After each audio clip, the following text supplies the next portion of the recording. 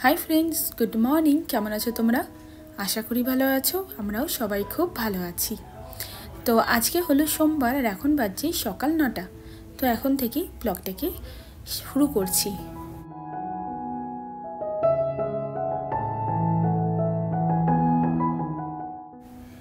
कुहुके स्कूले दिए एलाम मने हच्छे अनेक दिन पर स्कूल गेलो। तो दिए एलाम अनेकक्षण आगे दिएছি তাও এসে পরে আগে একটু ব্লগ এডিট করে ব্লগটাকে আপলোড করলাম। তারপর এক কাপ চা খেলাম। চা খেয়ে ঘরের কাছে লেগে গেলাম। দেখলাম যে আজ সকাল থেকেই আকাশ একেবারে পরিষ্কার। তো রোদটাও বেশ ভালো রকমের উঠেছে। তো ভাবলাম যে ব্ল্যাঙ্কেটটা আর দুটো বালিশ ছাদে দিয়ে আসি। তো একটু ছাদেও ঘুরলাম। দেখো ওয়েদারটা কি সুন্দর, ভালো না? দেখবে মানে আবহাওয়াটা যদি ভালো থাকে না মনে হয় মন মেজাজও ভালো হয়ে যায়। এই সাথে সাথে এই একদম ঠান্ডা ঠান্ডা খুব একটা থাকলে ভালো লাগে না, জানো তো। তো এই ওয়েদারটা বেশ ভালো লাগছিল। তো ছাদে যখন এলাম তো ভাবলাম যে চালটাকে নিয়েই যাই। 3 কৌটো চাল নিলাম। আজকে মাসি নেই, ওই জন্য আজকে একটু চালের পরিমাণটা কম নিচ্ছি, কারণ একবেলা শুধু আমাদের জন্যই, রাতেরবেলা তো রুটি খাবো। তো একেবারে উপরের কাজটা সেরে রান্নাঘরে এলাম, চালটাকে ভিজিয়ে রাখলাম। তো এসে দেখছি যে বাপি বাজার করে নিয়ে চলে এসেছে। ওই জন্য মাছ মাংসটাকে একেবারে ঢেলে নিলাম। মাটন এনেছে আর কাতলা মাছ এনেছে, কারণ কি বলো তো, তাহলে পিঙ্কিদি যদি চলে আসে ধুয়ে দিতে পারবে। আর এইদিকে দেখলাম যে মামনি বাপির জন্য একটু আলু ভেজে রেখেছিল, জিরে আলু ভাজা। আর আমি রুটিটাকে ঘি দিয়ে একটু ভেজে দিলাম। এই জানো তো ঘিটা একদম বাটারের মতন খেতে, কাউ ঘি ফ্লিপকার্ট থেকে এনেছিলাম। তো তোমাদেরকে আগেও বলেছিলাম ওটা না ভাতের সাথে আর খেতে পারিনি, রুটি পাওয়াটার সাথে যেন তো খাই, পুরো বাটারের ফ্লেভার। যে একটা ঘি যেমন হয় মাটন ঘিটা, কেমন একটা টেস্ট হয়, একদম ডিফারেন্ট এই টেস্টটা, একদম বাটারের মতন খেতে ভালো, কিন্তু ভাতের সাথে খাওয়া যাবে না। তো এবার এক কৌটো ঘি ফেলে দেবো বলো, অত দাম দিয়ে আনা। তো ওই রুটি পরোটা যেটাতে পারছি দিয়ে দিয়ে শেষ করছি। তো একটুখানি রান্নাঘরে কাজটা মিটিয়ে ঘরে আবার এলাম। ঘরে বিছানাটাকে তুললাম। আর দেখো চারিদিকে জামা কাপড়গুলো কেমন ছড়ানো ছিটানো ছিল, সেই জামা কাপড়গুলোকে একটু গুছিয়ে রাখছি। আর আজকে সকালবেলাতে মাসি নেই, তো এবারে মানে দেখো একসঙ্গে থাকলে একটা সাহায্য তো অবশ্যই হয়, কিন্তু একেবারেই যে মানে পরের বিবি হয়ে থাকি সেটা নয়, দেখতেই পাও কাজ তো করতেই হয়। তবু একটা মানুষ থাকলে সাহায্য অনেকটাই হয়। তো সকালবেলা কুহুকে উঠিয়ে কোনো রকমের 6টা থেকে সেই যেন কাজ শুরু করেছি। কিন্তু দেখো এখন ওই 10টা বাজতে চললো, এখন অবধি মানে বাসি ঘর মানে ঠিক করে পরিষ্কার হয়নি। যতই তাড়াতাড়ি সকালবেলা কাজটা শুরু করি না কেন, সেই ঘরে পাতেই দেখছি 10টা 11টা বেজেই যাচ্ছে। আর সকালবেলাতে কী বলতো, ছোটো বাচ্চাকে নিয়ে টাইমের মধ্যে যেন তো কাজ করা যায় না, একদমই কাজ করা যায় না। তো ভেবেছিলাম যে মেয়ে বড় হচ্ছে তো কাজটা আস্তে আস্তে কমছে না গো। 4 বছরের আমার মেয়ে, কিন্তু একদম 2 বছরের বাচ্চার মতন ওর আবভাব, আরও আদরে জানো তো, আরও ছোট হয়ে রয়েছে। তো একেবারে সেই ঘরের মধ্যে বসিয়ে মুখ ধোয়ানো, আর তার মধ্যে ঠান্ডা, তার মধ্যে আবার স্কুল যেতে চাইছে না। দিয়ে পরে ওইসব করতে করতে ওকে যতক্ষণে না স্কুলে দিয়ে এসেছি ততক্ষণে ঘরের একটাও কাজ করতে পারিনি। তো এবারে যখন দেখছি যে একটু ঘরটা পরিষ্কার করেছি, ঝাড়াঝাড়ি করছি, ড্রেসিং টেবিলটা মুছে দিলাম, তারপর ওই টেবিলটাকে পরিষ্কার করে রাখলাম। টেবিল নয় ওটা, অ্যাকচুয়ালি ওই ক্যাবিনেটটাকে একটু পরিষ্কার করে রাখলাম। কুকুর যেখানে ডেলিভারির জামা কাপড়গুলো থাকে ওখানে কয়েকটা জামা বার করলাম। এত জাম হয়ে গেছে ওপরটাতে, এবার পড়ে যাবে অত জামা। দেখো তো কীভাবে রাখি। তো কিছু জামা যেগুলো এখনও পরে না, মোটামুটি গরমে পরার মতন হাত কাটা বা একদমই পরে না, সেইগুলোকে নিচের ওয়ার্ড্রপে এসে রেখে দিলাম। এই ওয়ার্ড্রপটা খালি ছিল, ওখানে রাখলাম।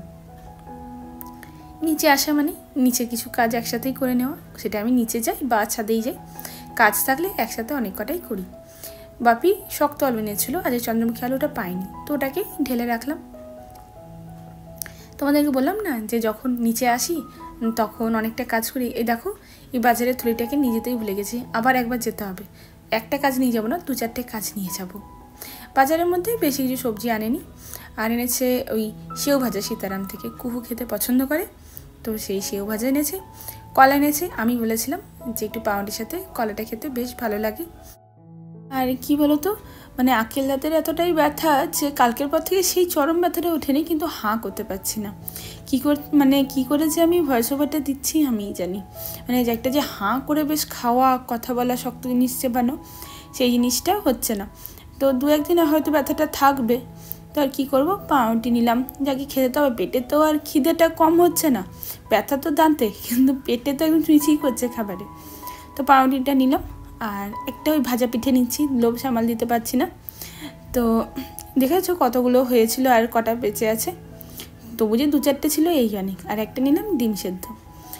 তো কাল রাতে কী বলতো, ঠিক করে না মানে খুব কষ্ট করে খেয়েছি, কালকের ব্যথাটা খুব বেশি ছিল, কিন্তু আজকে একটু কালকের তুলনাতে সামান্য আছে বলে একটু খাচ্ছি, না খেলে তো দাঁড়ানোর ক্ষমতা থাকবে না, তাই না বলো। খাবার দাবার সেরে কটা বাসন ছিল সেটা পিঙ্কি দিকে নামিয়ে দিলাম। আর পিঙ্কি দি আজকে একটু লেট করে এসে তো সুবিধাই হয়েছে। আর দেখো এখানে মাছটা ধুচ্ছে, আর মামনি মাংসটা উপরে ধুয়ে নিয়েছে।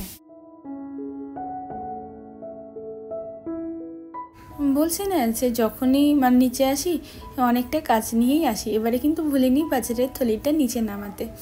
তো এনেছে, বেশি কিছু আনেনি, এনেছে বরবটি না মানে বিনস, এটা মামনি বলেছিল আনতে, আর গুচ্ছাখানেক বেগুন। এত বেগুন হয়ে গেছে না, আর ফ্রিজটা না একটু গোছাতে হবে জানো তো, সেই প্লাস্টিকে ভরে ভরে এত সবজিপাতি হয়ে গেছে, একেবারে অর্গানাইজ করা নেই, একবার করতে হবে। আর আমার বর আর বাপি কাজ থেকে এলো, এখন ওই 12টা বাজতে চললো। এখন কুহুকে আনতে যাবো, তো হাত একটু যতটা পারছি তাড়াতাড়ি চালাচ্ছি।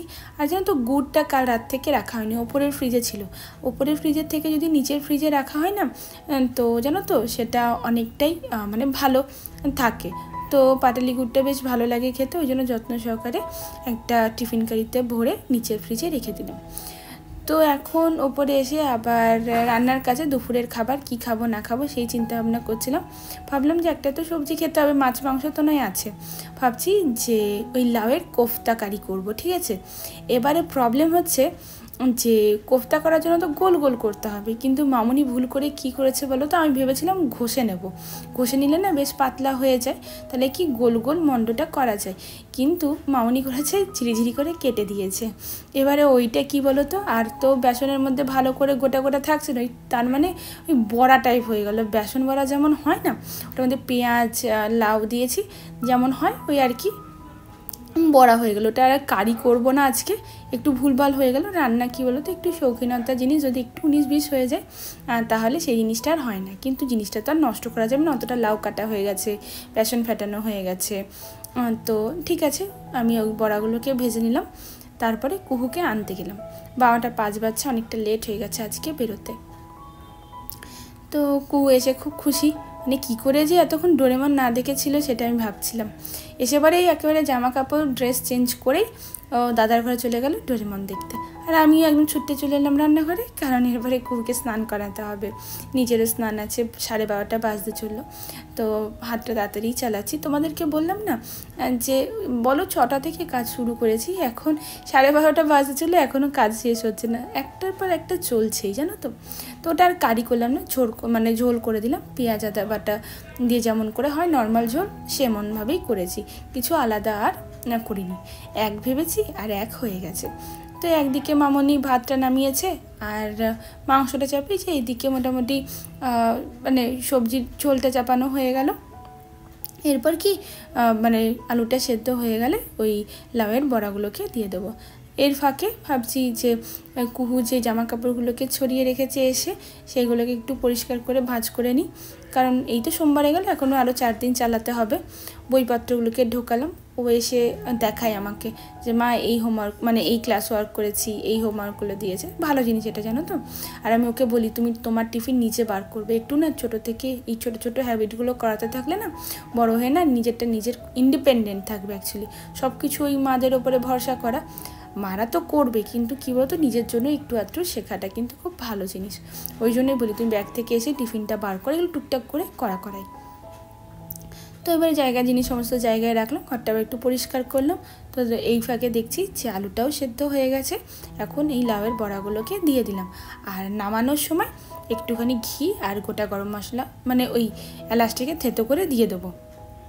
এখন দেখতে পাচ্ছ 2:30 বাজছে, এখন আমি এই খেতে বসেছি।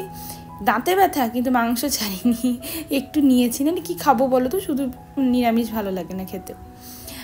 মা আর মেয়ে মিলে কার্টুন দেখছে। তো এই হলো আজকের গল্প বন্ধুরা, যদি তোমাদের কিছু ভালো লেগে থাকে তো প্লিজ সাবস্ক্রাইব করে দিও, লাইক করো, কমেন্ট করো, শেয়ার করো। আর ভালো থাকো, সুস্থ থাকো। দেখা হচ্ছে তোমাদের সাথে নতুন একটা ব্লগে।